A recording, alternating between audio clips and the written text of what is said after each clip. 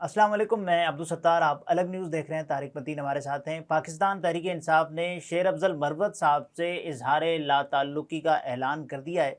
ये क्यों करना पड़ा? मरवत साहब ने कैसा खुदकुश हमला किया, इस पर बात करेंगे। लेकिन उससे पहले आपसे दरख्वास्त है, चैनल को सब्सक्राइब करें। सब्सक्राइब करने के साथ साथ घंटी ज़रूर बजा दीजिए। मरवत साहब को क्या हो जाता है अचानक? मेरा ख्याल ये है कि मरवत साहब जो हैं वो अपने नेचुरल स्टाइल में जी।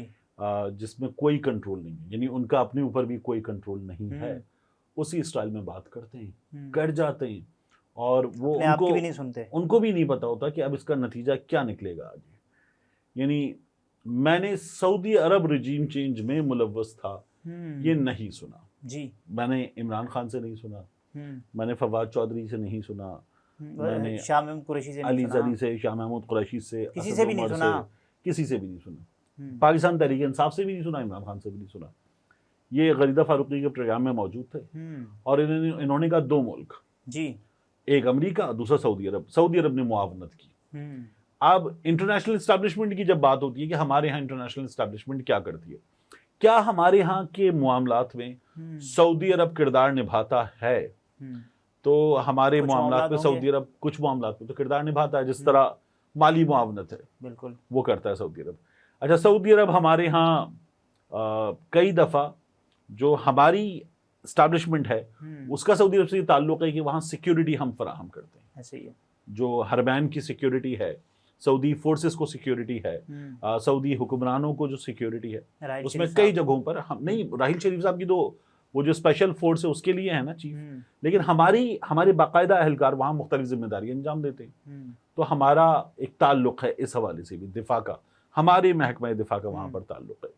तो इसलिए हमारी अफवाज के जो सरबराहान हैं उनके गल्फ के तमाम ममालिक से बड़े ख़ास ताल्लुकात हैं। फिर पाकिस्तान वाहिद इस्लामी एडमी ताकत भी है। तो ये कहा जाता है अक्सर कि हमारे यहाँ सऊदी अरब जो है वो इस हवाले से तो इन्फ्लुएंस करता है कि हुक्मरान जो हैं अगर कुछ इस्टेब्लिशमेंट कुछ कर रही है तो वो सऊदी अरब उसमें कहता है कि ये करें ये ना करें, इस तरह की डिमांड्स कर देता है। और अगर कर रहे हैं तो ठीक है, बंदा हमारे पास, तो बंदा हमारे पास भेज दें। ये हुआ था मियां नवाज शरीफ साहब के केस में। अब की बार सऊदी अरब कुछ कर रहा है या नहीं कर रहा, आपको याद होगा आसिम मुनीर साहब के हवाले से ये खबरें बड़ी आई कि सऊदी अरब को ये बताने की कोशिश की गई कि इनका मसलक जो है वो क्या है, और आसिम मुनीर साहब का डाटा चेक किया गया जी। तो ये हुआ था, आजाद सैयद साहब की खबर थी। ये सब कुछ हमारे यहाँ हुआ है। अब जब ये शेर अफजल मरवत साहब कह रहे हैं तो मैंने ये बात पहले सुनी नहीं थी। वो ये भी बता रहे हैं और वो ये भी बता रहे हैं कि अब जो दौरा है जी, ये मेरे लिए ज्यादा हैरान कुन था। ये दौरा जो है ये भी उसी सिलसिले की कड़ी है, इस रिजीम को सपोर्ट किया जा रहा है। वो रिजीम चेंज हुई थी, सऊदी अरब शामिल था।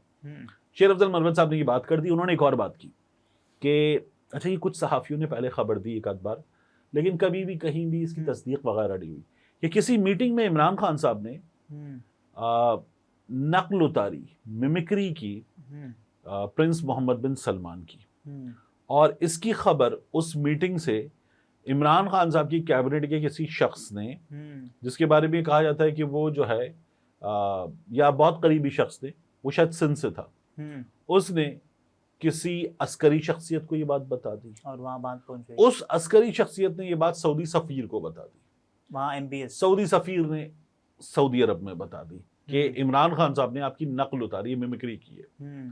अच्छा, ये मैंने मुख्तलिफ लोगों से चेक किया, उन्होंने कहा नहीं ये नहीं हुआ, इमरान खान साहब ने नकल नहीं उतारी। ठीक है।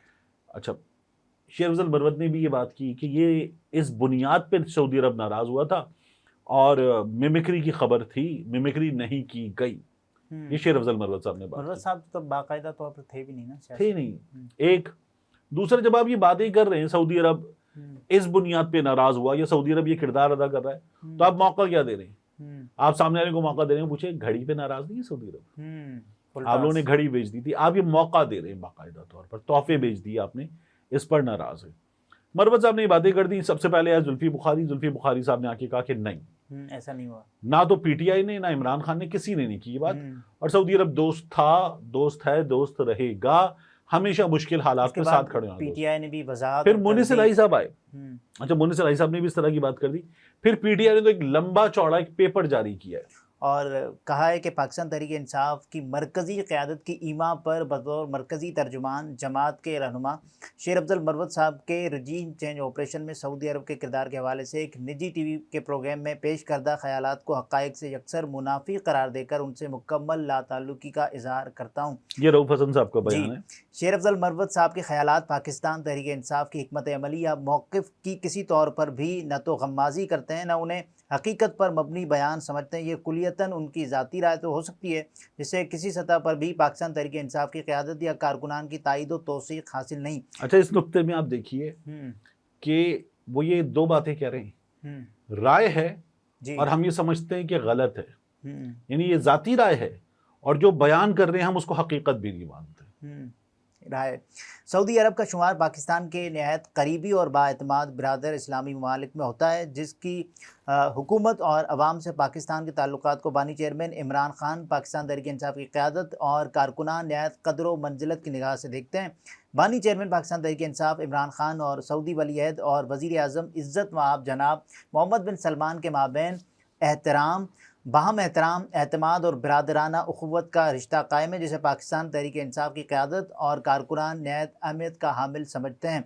दोनों ममालिक के माबैन दहाइयों पर मुहित बिरादराना ताल्लुकात पाकिस्तान और सऊदी अरब के मुश्तरका कसीरुल जहती मुफादात के अमीन और लायक तहसीन है। तो ये वजाहत जारी कर दी। देखिए, इस वजाहत से मुझे एक चीज़ समझ में आती है, हमारे यहाँ कोई ऐसी हुक्मरान जमात, ऐसी कोई जमात, सियासी जमात जिसे ये पता हो, बहुत सी जमातें ना जिन्हें ये पता है कि वो कभी इक़्तिदार में नहीं आ सकते जी, वो जमात सऊदी अरब के बारे में कोई भी बयान दे सकती है, ठीक है।